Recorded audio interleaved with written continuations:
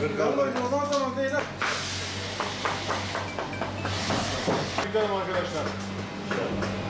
Elinize sağlık tekrar.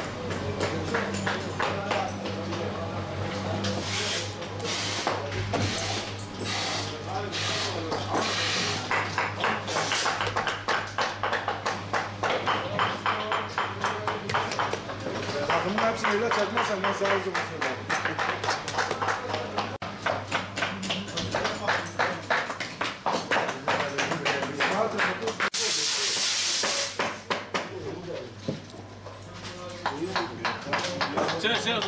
Kameraya mı çekiyor?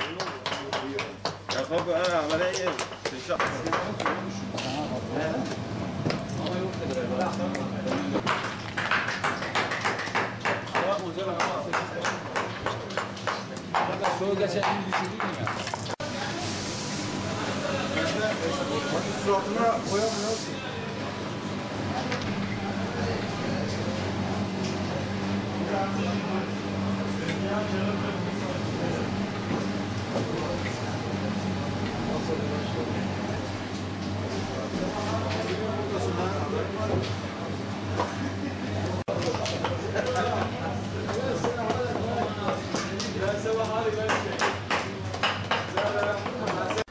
Gaziantep ayakkabı sektöründe büyük bir başarı yakaladı.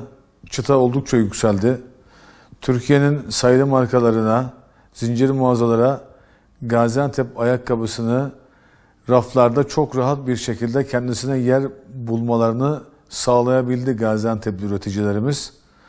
Bu noktada Gaziantep Ayakkabı Lisesi ve Ayakkabı Üniversitesi ile de alttan eğitimli gençlerin bu sektöre kazanmasını sağlayarak büyük bir başarı elde etti. İleriki zamanda ümit ediyorum ki eğitimli ayakkabıcılar daha güzel ürünlerle Türk pazarını, dünya pazarını zorlayacaklar. Gaziantep ayakkabı üretiminde terlikle birlikte İstanbul'dan sonra en büyük üretici durumda. Yine Gaziantep İstanbul Ayakkabı Fuarı'ndan sonra Gaziantep'te düzenlenen GAP Shoes Fuarı'yla da Türkiye'nin Orta Doğu'ya açılan kapısı olma pozisyonunda büyük bir başarı elde etmiş durumda.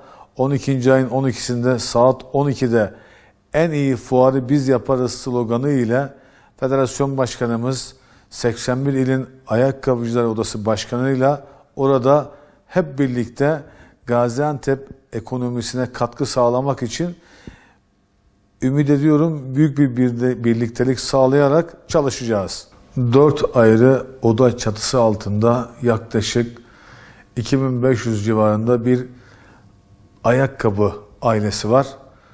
Bu aile perakende sektöründen terlik imalatına, ayakkabı tamircisinden taban imalatçısına kadar dinamikleri güçlü, altyapısı olan, heyecanlı, kalabalık, geniş, üretken, başarılı bir aile.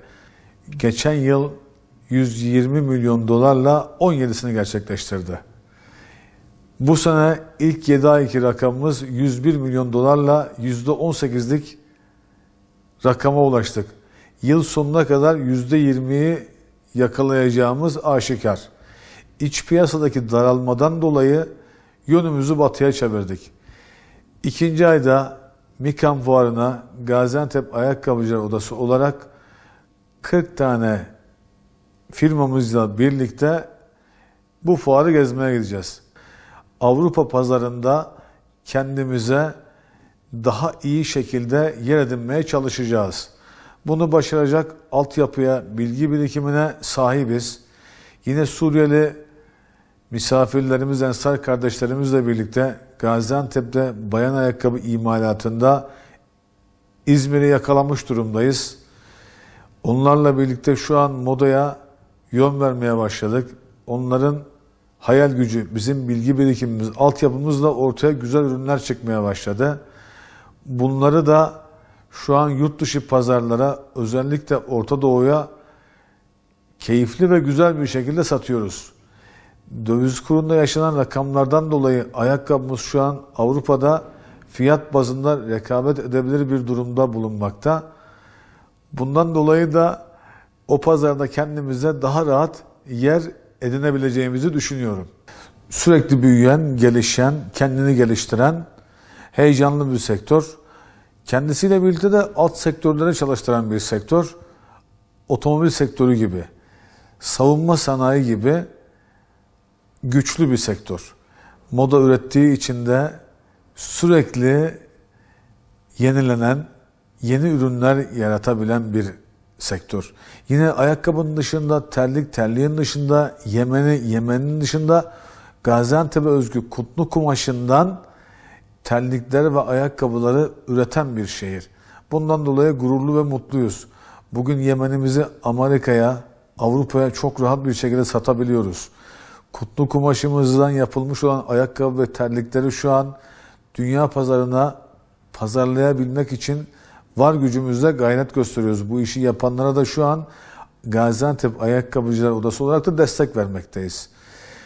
Ayakkabı ve terlikte şu an iyi bir yere sahibiz Türkiye'de. İstanbul'dan sonra Gaziantep Türkiye'nin en büyük üreticisi pozisyonunda.